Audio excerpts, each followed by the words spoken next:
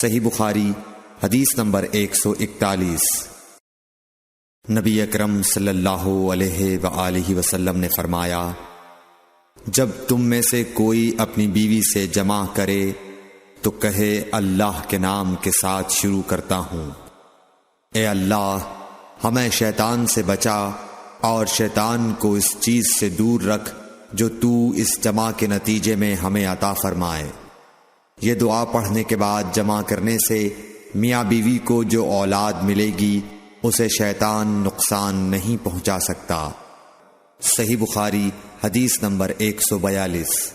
رسول کریم صلی اللہ علیہ وسلم جب قضاء حاجت کے لیے بیت الخلاء میں داخل ہوتے تو یہ دعا پڑھتے، اے اللہ میں ناپاک جنوں اور ناپاک جنیوں سے تیری پناہ مانگتا ہوں۔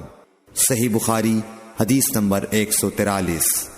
ابن عباس رضی اللہ تعالی عنہ سے روایت ہے کہ نبی کریم صلی اللہ علیہ وسلم پخانے میں تشریف لے گئے۔ میں نے پخانے کے قریب آپ کے لیے وضو کا پانی رکھ دیا۔ باہر نکل کر آپ نے پوچھا یہ کس نے رکھا؟ جب آپ کو بتلایا گیا تو آپ نے میرے لیے دعا کی اور فرمایا، اے اللہ اس کو دین کی سمجھ عطا فرمائیو۔ صحیح بخاری حدیث نمبر 144۔ رسول اللہ صلی اللہ علیہ وسلم نے فرمایا کہ جب تم میں سے کوئی پخانے میں جائے تو قبلے کی طرف منہ کرے نہ اس کی طرف پشت کرے، بلکہ مشرق کی طرف منہ کر لو یا مغرب کی طرف۔ صحیح بخاری حدیث نمبر 145۔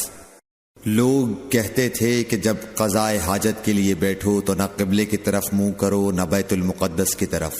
یہ سن کر عبداللہ بن عمر رضی اللہ تعالی عنہ نے فرمایا کہ ایک دن میں اپنے گھر کی چھت پر چڑھا تو میں نے حضرت صلی اللہ علیہ وسلم کو دیکھا کہ آپ بیت المقدس کی طرف منہ کر کے 2 اینٹوں پر قضاء حاجت کے لیے بیٹھے ہیں۔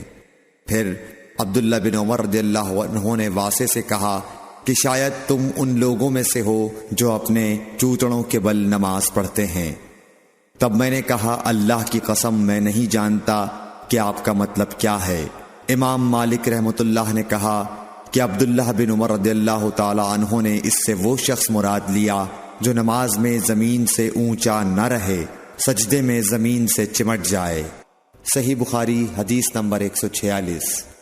رسول اللہ صلی اللہ علیہ وسلم کی بیویاں رات میں مناصے کی طرف قضاء حاجت کے لیے جاتی اور مناصے ایک کھلا میدان ہے، تو حضرت عمر رسول اللہ صلی اللہ علیہ وسلم سے کہا کرتے تھے کہ اپنی بیویوں کو پردہ کرائیے، مگر رسول اللہ صلی اللہ علیہ وسلم نے اس پر عمل نہیں کیا۔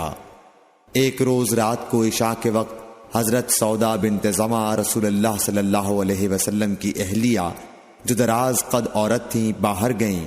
حضرت عمر رضی اللہ عنہ نے انہیں آواز دی اور کہا ہم نے تمہیں پہچان لیا، اور ان کی خواہش یہ تھی کہ پردے کا حکم نازل ہو جائے، چنانچہ اس کے بعد اللہ نے پردے کا حکم نازل فرما دیا۔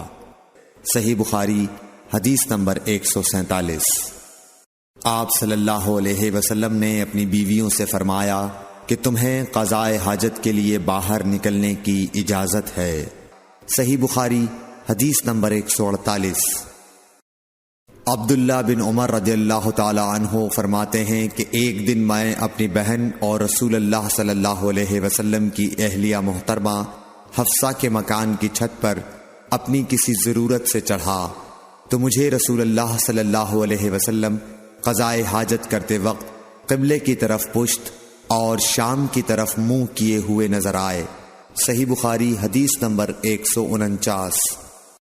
عبداللہ بن عمر رضی اللہ تعالی عنہ نے خبر دی، وہ کہتے ہیں کہ ایک دن میں اپنے گھر کی چھت پر چڑھا تو مجھے رسول اللہ صلی اللہ علیہ وسلم 2 اینٹوں پر قضاء حاجت کے وقت بیت المقدس کی طرف منہ کیے ہوئے نظر آئے۔ صحیح بخاری حدیث نمبر 150۔ انس بن مالک رضی اللہ تعالی عنہ کہتے تھے کہ جب رسول اللہ صلی اللہ علیہ وسلم رفع حاجت کے لیے نکلتے تو میں اور ایک لڑکا اپنے ساتھ پانی کا برتن لے آتے تھے، مطلب یہ کہ اس پانی سے رسول اللہ صلی اللہ علیہ وسلم طہارت کیا کرتے تھے۔